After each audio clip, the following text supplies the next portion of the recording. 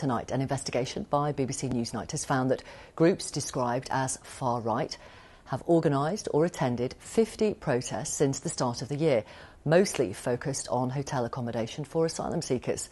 The groups, who operate across the country, have been accused of infiltrating legitimate community organised protests in a bid to spread what has been described as their extreme ideology. Their members include individuals who've engaged in openly racist behaviour and who've expressed admiration for Adolf Hitler. Just to warn you, the following film contains some extremely offensive content. Yasmin Khan reports on the protests. These are just some of the protests that have taken place in 2023. Nazis! Off our streets! Off our streets! Small boats, asylum seekers and migrants has become a political battleground and an issue for communities across the country. They are not refugees, they are illegal immigrants. Why are these people who are illegal, they have no documentation, why are they being given a 4-star hotel? Here in Llanelli, people have been protesting about plans for asylum seekers to be placed in a 4-star hotel. They say it's important to the local economy. But this situation has given leverage to groups described as far-right who have taken advantage of the tensions and infiltrated community organised protests.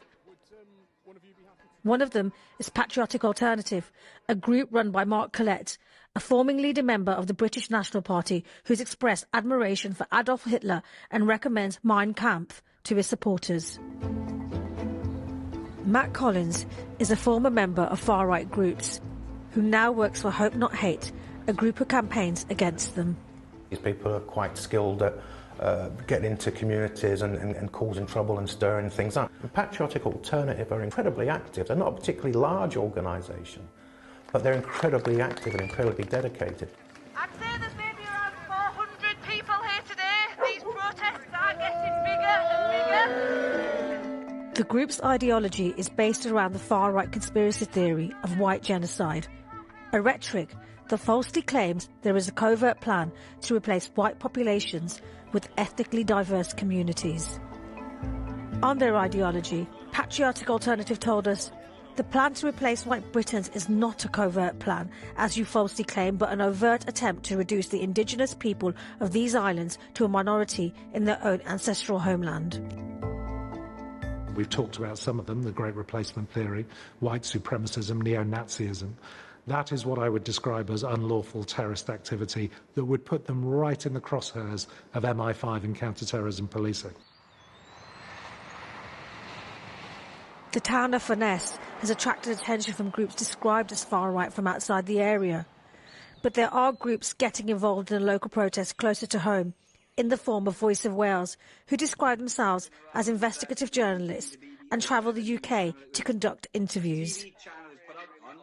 Well, look, it makes you question absolutely. One Voice of Wales member has a strong history of affiliation to other hard-right groups. And another, James Harvey, from the Voice of Wales student wing, is seen questioning the Holocaust. What you're about to hear is extremely offensive.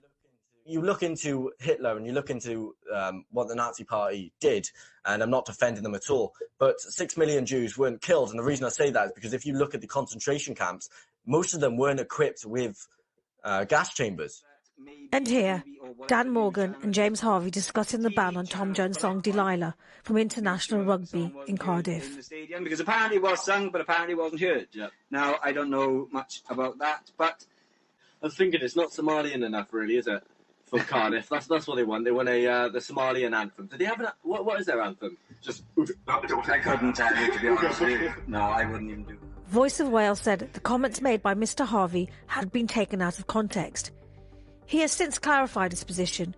He fully believes that the genocide and horrific mass murder of millions of people, Jews and others, took place during World War II. The group failed to explain the comments and hand gestures used when discussing Somalis. Patriotic Alternative and Voice of Wales are different groups with different members, goals and beliefs, but both groups travel around the country in a bid to spread their message. For the first time, we've been able to track the movements of these two groups, finding out where they are protesting and which places they repeatedly return to. Analysis by BBC Verify and Newsnight shows they cumulatively organised or attended 50 protests since the start of the year, with the vast majority focusing on accommodation for asylum seekers. They've been all over the UK, including Scotland, but favour some areas with multiple visits to the same location, like Long Eaton and Haydock. You might remember the Nosy demonstration, which quickly descended into violence, resulting in a police van being set on fire. And here you can see the Voice of Wales protest in blue. The majority in Wales, but some have spilled over the border into England, like in Portland, Manchester and Scampton. And like Patriotic Alternative, they return to the same sites multiple times, with their key focus on Swansea and Llanelli. I think there are two things here. People have a genuine concern about large quantities of people coming into areas for the pressure that they're putting on local service, the schools, the doctors, and everything else. Whether they are people coming from abroad or big developments mean huge pressure on local services, those are legitimate concerns. What we're seeing here, though, are people who have no local interest. They're just anti-immigrant. They're racists. And they want to take advantage of people who have got genuine local concerns in order to push their own racist agendas.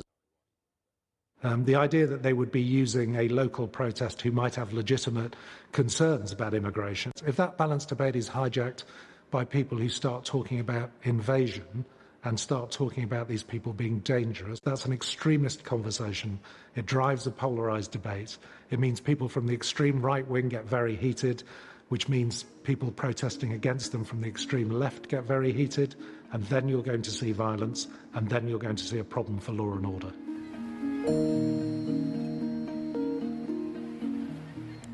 The Bibby Stockholm is moored in Dorset. It's currently empty, but forms part of efforts by the Home Office to reduce the £8 million daily bill to taxpayers by moving asylum seekers out of hotels and into alternative accommodation. It's caused some unease amongst locals and has been jumped on by both Patriotic Alternative and the Voice of Wales. The reason why Voice of Wales is here is because this affects everybody in the United Kingdom. The tap needs turning off.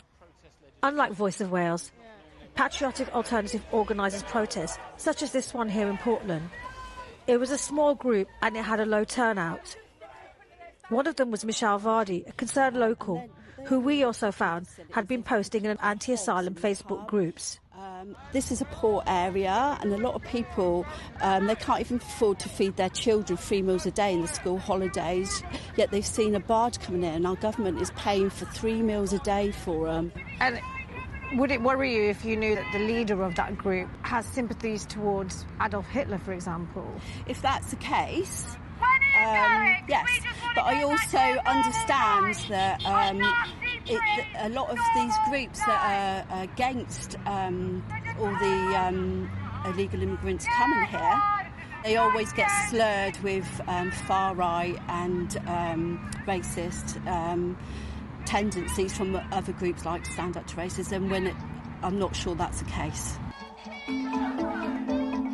Michelle told us she engages with both left and right-wing groups on Facebook.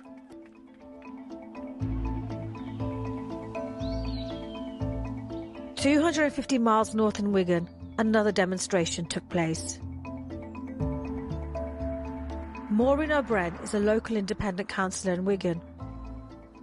After listening to the concerns of constituents, she organised a small protest against the plans for residents, but it was infiltrated by Patriotic Alternative.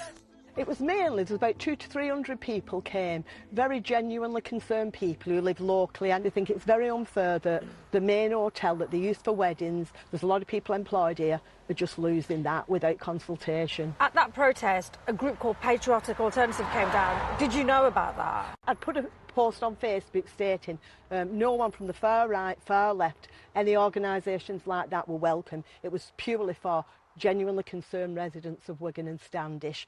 I think a few did turn up from, is it Patriotic Alternative? I'd never heard of them, I didn't know who they were. I don't want somebody coming with their agenda and using my protest, not just mine, obviously the people of Wigan's genuine protest, very genuine, kind people who are welcoming. We don't want to be tarred with the same brush as those who are maybe there for other reasons, pushing their own agenda. We don't want that.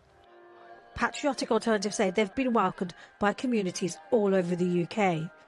There is a very different agenda by some of these racist groups where they're talking about no more migrants, we're full, talking about white genocide, really trying to whip up fears, completely illegitimate fears, amongst reasonable and moderate people. Those are the people we absolutely need to guard against. As thousands continue to cross the channel in small boats and the urgent need to house asylum seekers persists, this is an issue that will continue to ignite communities and in turn gives far-right groups fertile ground to exploit existing tensions in a bid to spread their ideology.